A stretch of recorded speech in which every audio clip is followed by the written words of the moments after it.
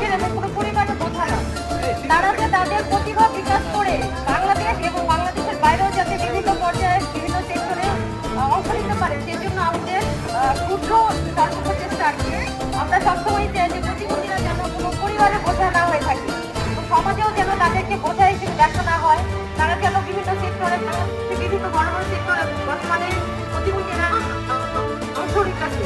আমরা চাই যে আমাদের এলাকায়, আমাদের এরশাদনগর থেকে যেন বিভিন্ন প্রতিবন্ধীরা বিভিন্ন বড় বড় সেক্টরে অংশ নিতে পারে এবং দেশ থেকে দেশের বাইরে যেন তারা বিভিন্ন পর্যায়ে তাদের ভূমিকা পালন করতে পারে। এজন্য আমাদের ক্ষুদ্র প্রচেষ্টা। আমরা চাইবো যে এই প্রচেষ্টাগুলি অবশ্যই অব্যাহত রাখতে, আমরা ভবিষ্যতে এসেও বড় অনুষ্ঠান করার অবশ্যই চেষ্টা করবো। এজন্য ধন্যবাদ জানাই অবশ্যই বিজিএসকে, যে তারা আমাদের সহযোগিতা করে যাচ্ছে এবং আমরা আগামীতেও তাদের সহযোগিতা চাই।